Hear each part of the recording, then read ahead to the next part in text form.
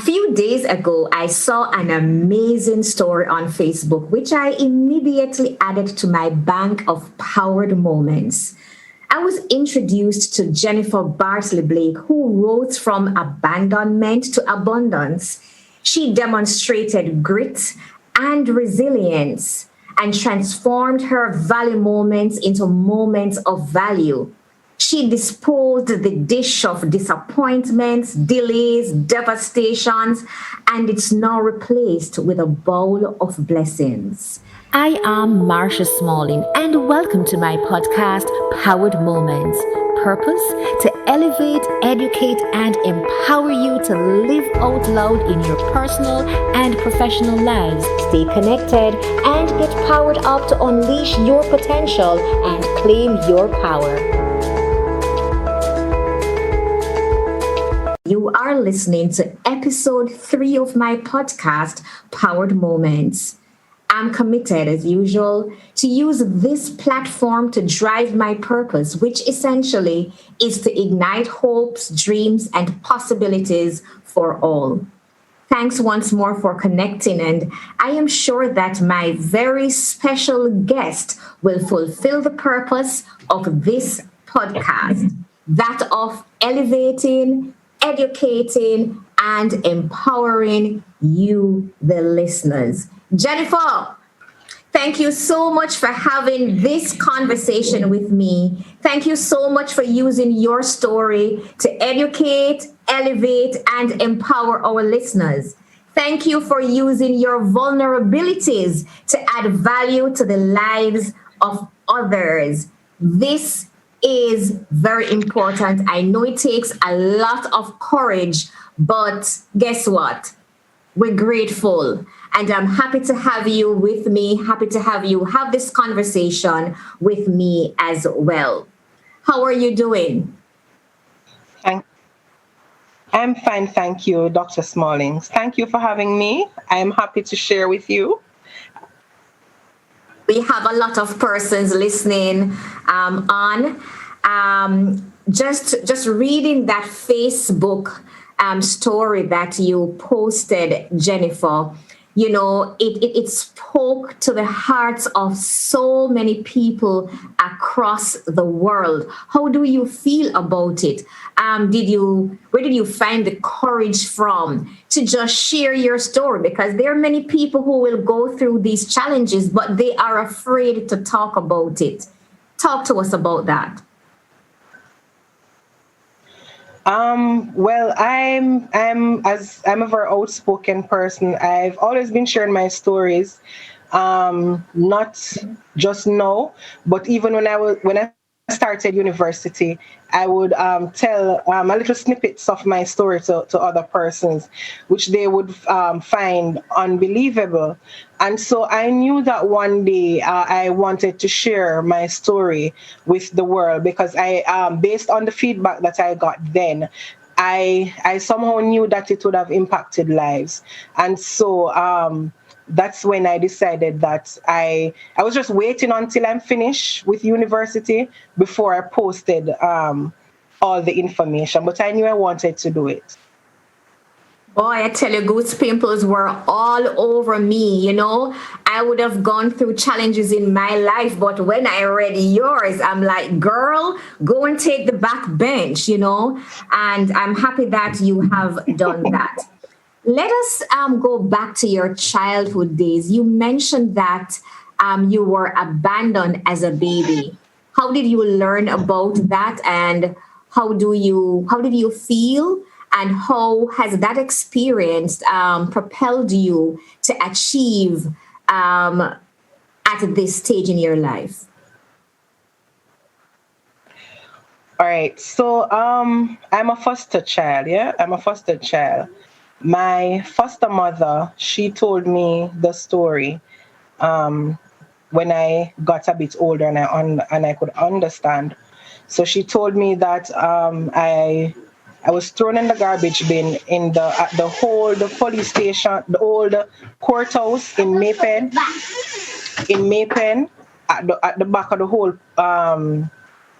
courthouse, and the policeman found me in the garbage bin and took me. Well, they take me to the police station and then they took me to the children's home, which I think was on Manchester Avenue at the time, I think. Yes. So that's how I learned of the story. However, I had for years I had thought in my thoughts I thought it was my mother who did it, right? But I've come to realize that it was not her who did it, but somebody who she left me with, who she probably left me for a period of time, and they thought that she wasn't coming back. And so they thought that the best thing to do was to just get rid of me. And so that's what her so called friend. And so that's what they thought was best to do. So that is how I became abandoned. Yeah. Okay, so you were able to reunite with your mom, and you have an excellent relationship with her now, correct? No, it's sad to say no. We don't.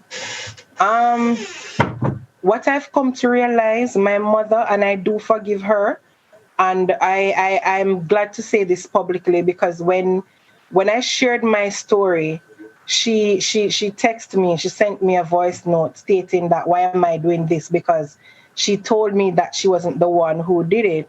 And then I got really mad at her because I was like, can't you read? And whoever sent you the message, can't they read?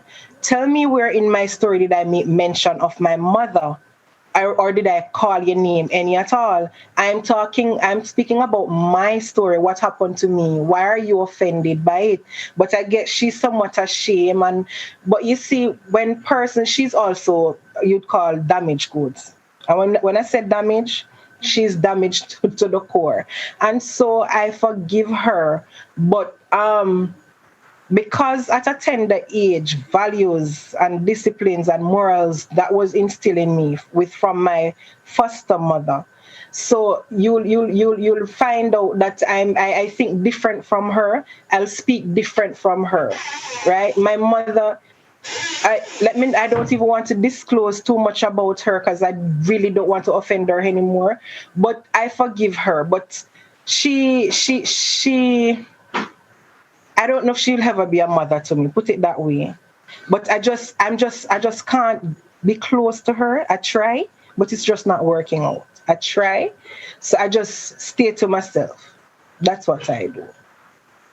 All right. I'm sorry. I'm sorry about that kind of experience, But as Christmas is coming on, Jennifer, I am hoping and I'm praying in my heart that somehow you'll be able to reunite and to continue the journey of making that mother daughter connection again. And that's going to be my prayer.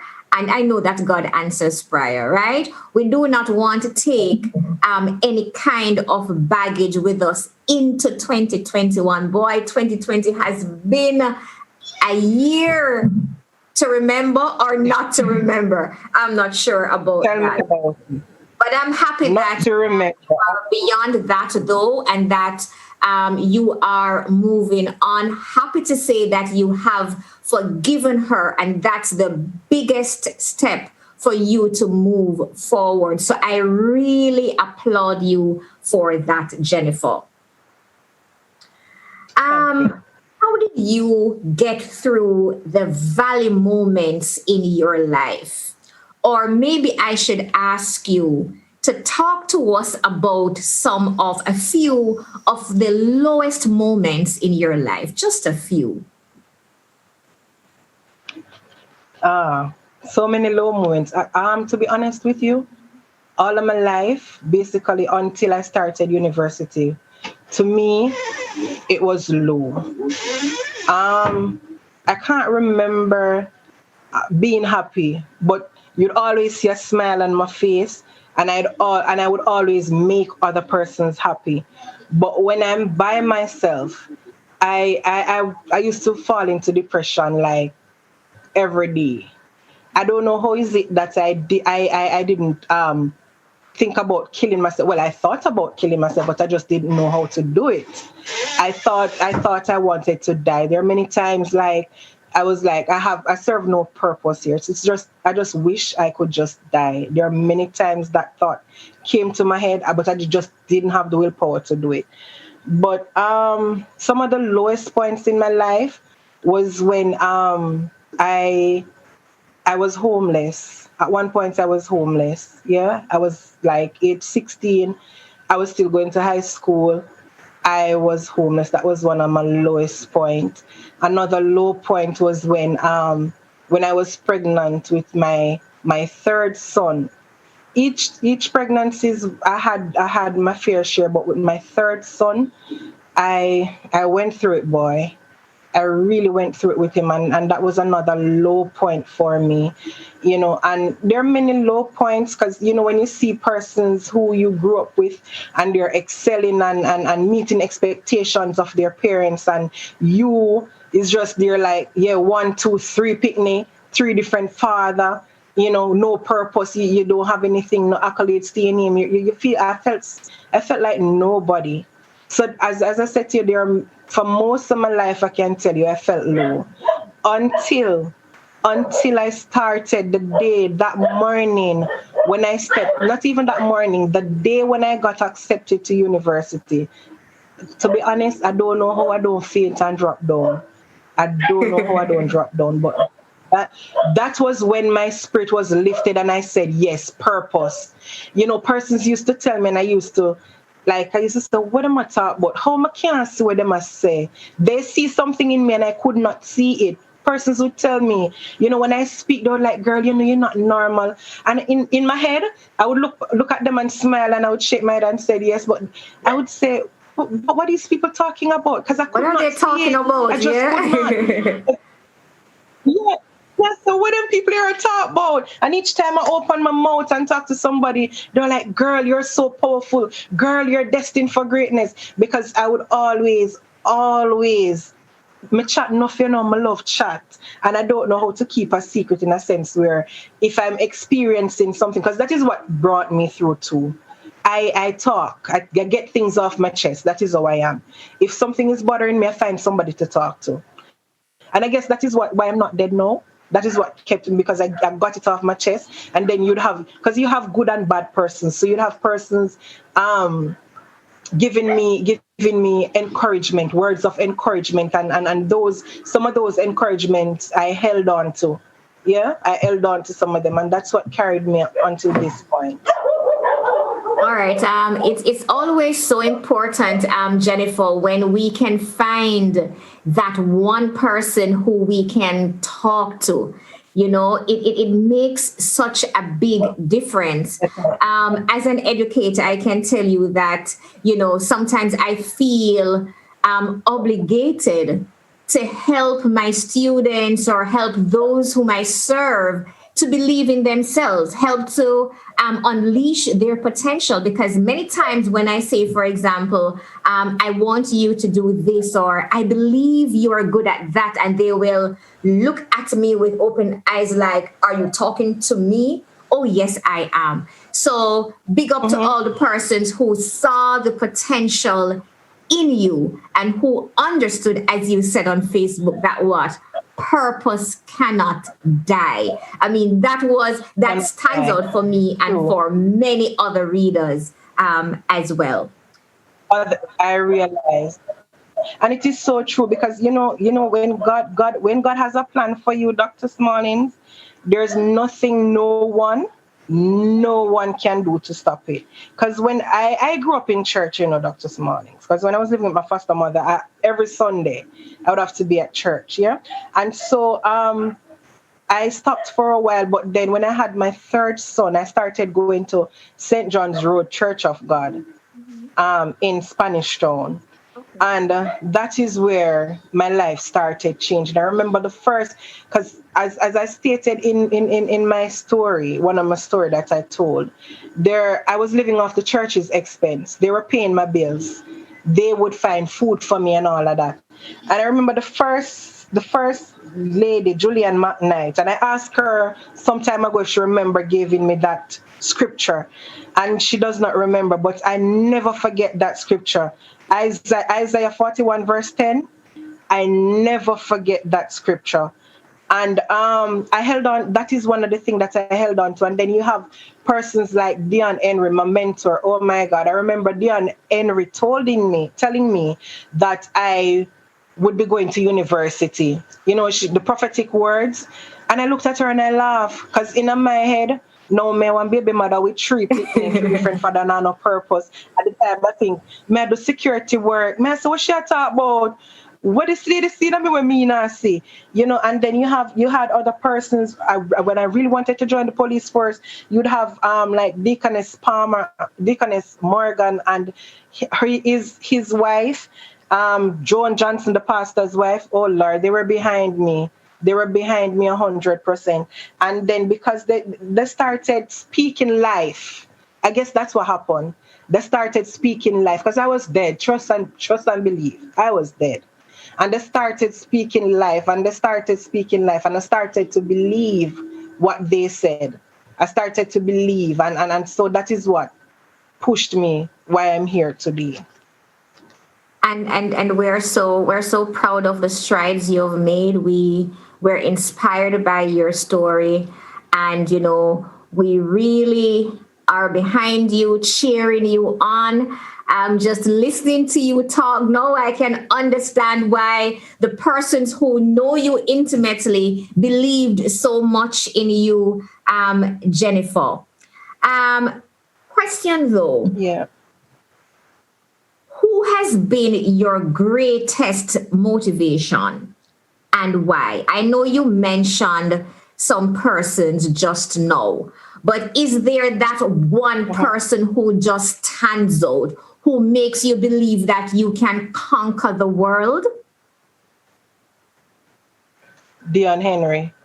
Dion Henry. Dion Yeah. Henry, big up yourself. And thank you so much Yeah. for helping this woman of purpose to realize her potential, and not just realizing her potential, but seeing it come to fruition. So big up to you. I love to see, especially when women elevate other women. So hail Dion. All right. Yeah. Jennifer, what makes you stand out?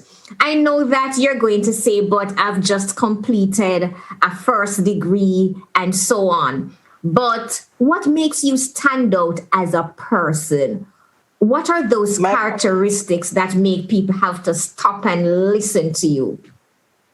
my personality. When I open my mouth, I don't know what it is, Dr. Smallings. And all right, so I have two best friends at university. One of them, Danielle McPherson, she would say, Jennifer, me not like walk with you, because it's like them call me you take mother.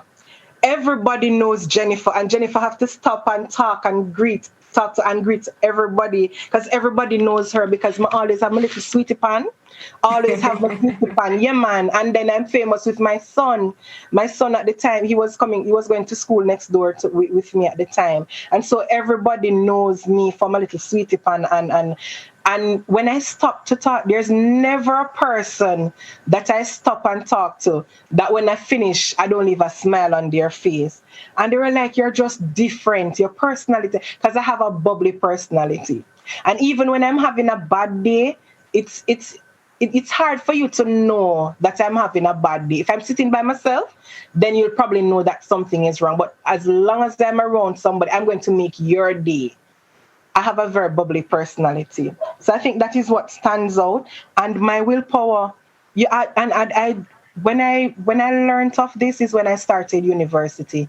I realized, I said, but girl, you're not normal for true.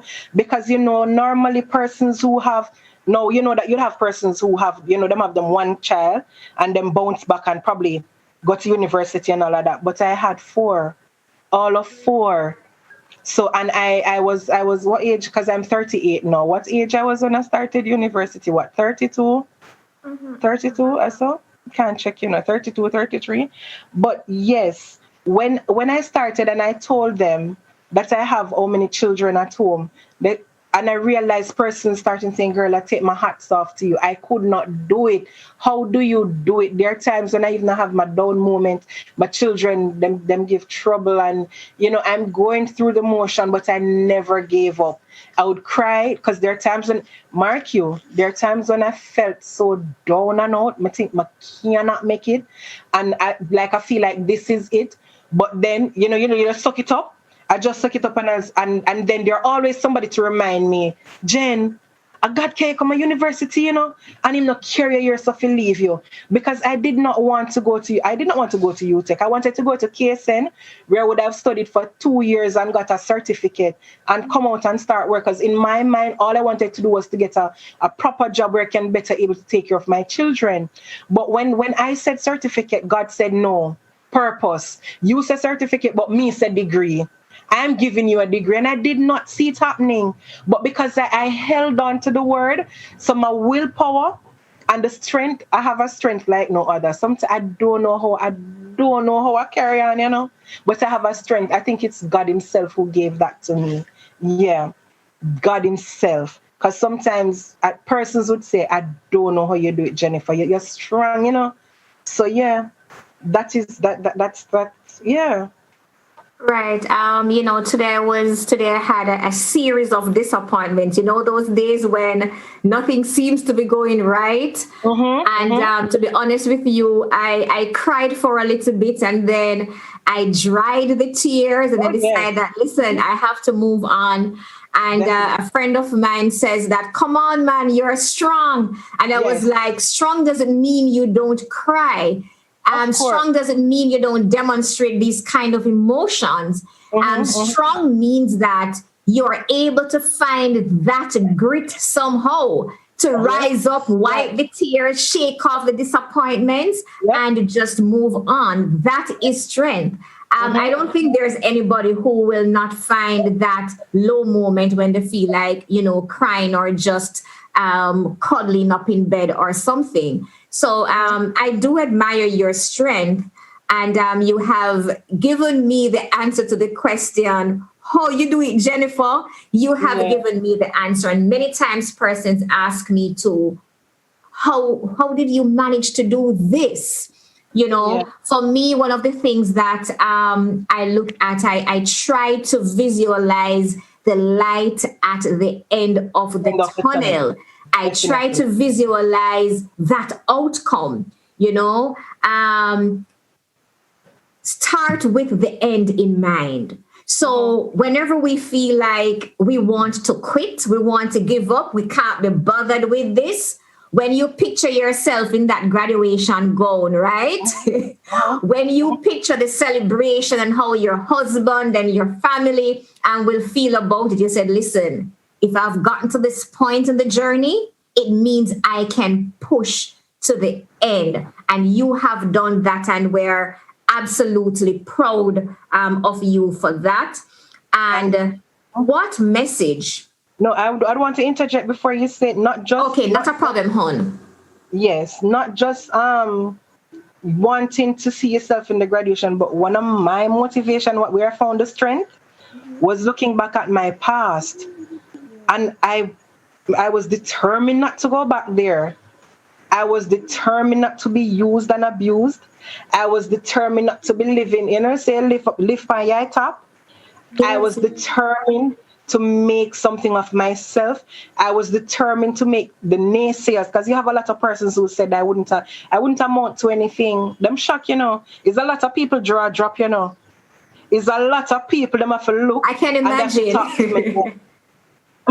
me nice, Dr. Smalling. And listen, you have persons who had doubt in me. Sometimes when they're calling me for consultation about something medical, and I'm there talking, I'm overly excited. You might not be when I'm done. Lord Jesus, when me done in this house, I'm saying, no, I mean this. My sister wants to just call me. I'm going with myself, man, because I'm extremely proud. So me looking back at my past, saying, no. Me not going back there, because it wasn't a pretty one, and I do not want to go back there.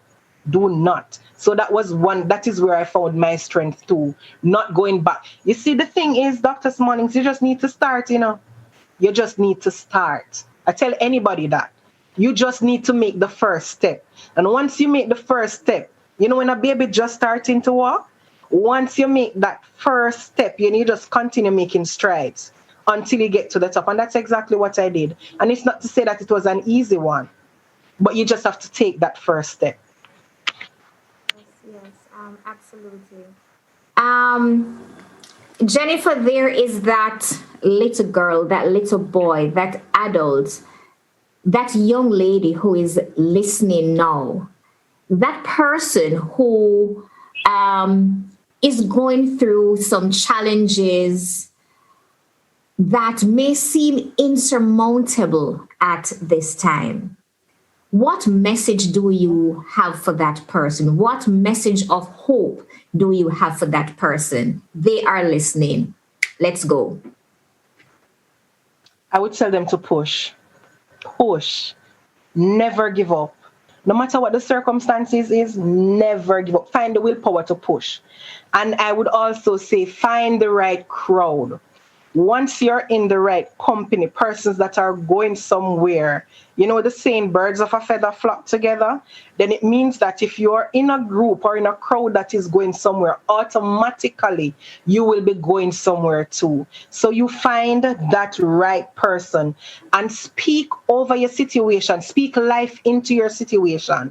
They have a saying where they say, fake it until you make it. No, as I said, I've been persons who know me, they'll tell you when I finally decided that I wanted to be a nurse, not a nurse, a midwife, a proud midwife.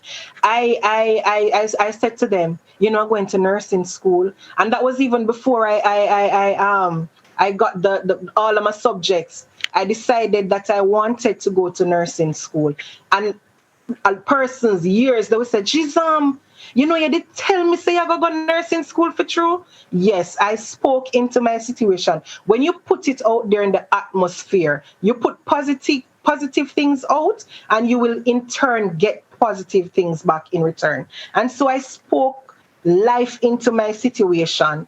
I speak life, and it came to pass. Right? If you believe it, you can achieve it. You just have to believe, you know. You just have to, don't let anybody believe for you. You first believe. Once you believe, then there's nothing that no one can do or say to stop what you want to achieve, because you believe it. It's only you who needs to believe it, right? And I can't leave this out. God, let God be the center. It's the center Oh, of everything yes. that you do, Oh, the center yes. of your life.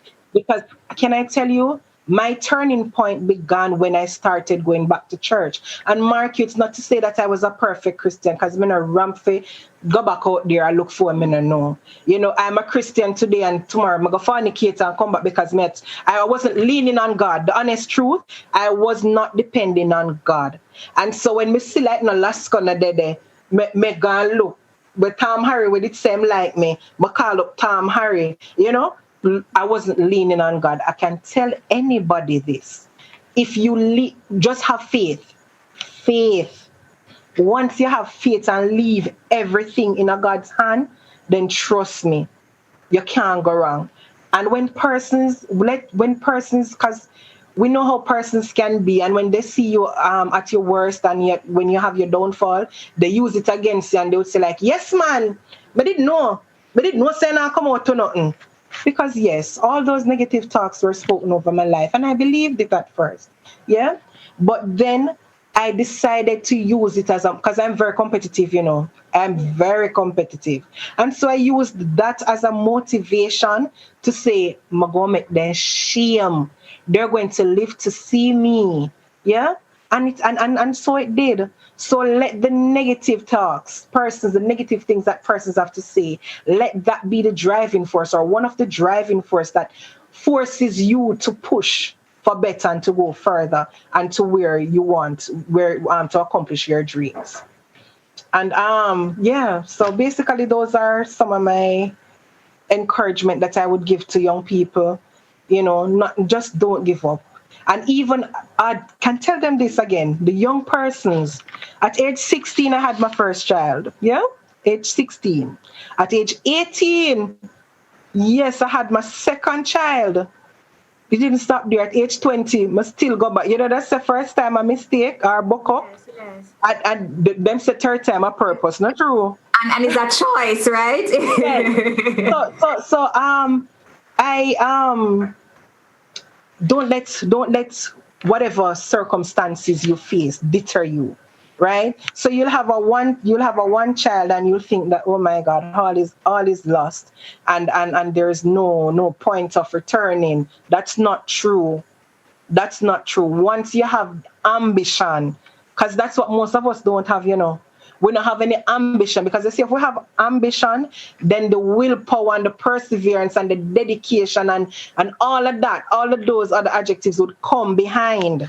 But because we don't have no ambition, some of us need to find that thing in us where we don't know what we want, and we're comfortable in our situation, so we can't rise up. We see, because I used to be like that, at age 20, when I had my third child, I thought it was okay. Can you believe that? I thought it was okay having my third child at age 20 with nothing to my name. But then after I started realizing and I started growing and I started being around the right set of persons, because if you're around persons who have a degree and elevating and having their masters and all of that, it's only natural you're going to want to do the same. And so being around these persons, that it may start feel, you feel less of a person, and nobody wants to feel less of a person. So it's either you're going to get up and rise to the occasion, or you're going to go back and find persons where you and them in the same league. Yeah? So just find the right crowd. And all is not lost. I'm saying we're not dead, not that she way. And for the women and the men out there, trust me, you'd have persons. Can I tell you, Dr. Smallings, the amount of text, the messages that come through my messenger from I post my story, it's amazing. Persons telling me they wanted to kill themselves until they saw my story. I cried. You have persons saying that they thought that they couldn't make it. They have the children or the child, and they think that all was lost until they saw my story. So yes, you can make it. You can make it with the right people around. And I tell you, just make that step, that one step. Dr. Smallings, I hope I'm not talking too much. But we'll soon wrap up, but you can go ahead. Yes, when you take that the first step, when I started university, I did not have the school fee. But what I did, because I was determined to make it through university, I write to all the entities you can think of. I wrote to JLP, I wrote to PNP, I wrote to Ministry of Education, I wrote to Ministry of Labor. Think of all the persons, all of the MPs. I write to MP in Hayes. I write to MP in North Clarendon. I wrote to the MP in Spanish Town. I just wrote letters because I was determined that my school fee was going to be paid. And every time that I see something pop up, like persons who are giving grants, I even got a grant from Portia Simpson Miller Foundation. I'm not living in her constituency. But as soon as I hear something is giving out, I start put pen to paper and I started writing. And for my first year, September, when I started university, I remember I was walking on campus and I was crying, nose not to run, Dr. Smallings. I was like, no, this is not for me. This is not going to work. You better go look back some security work or something, because this not work out for me. University is not for me. And then I don't remember if it's the same day or the following day, I got a call from NHF, National Health Fund, saying that they got my letter and I'm accepted for the grant. Not the grant, the scholarship. God be praised. Yes, but listen, not just, I was like, what are they talking about? I didn't even remember what NHF was at the time. It's upon me hanging up the phone and I started sieving through my head. And I think I started talking to one of my friends. I was like, what the hell is NHF? And then, we put it, I was like, oh, National Health Fund. But then I said I didn't write to them. I wrote to Christopher Tufton and Dr. Smallings. And you see, persons would say that they're not getting help. However, if you don't push, you're not going to get the help.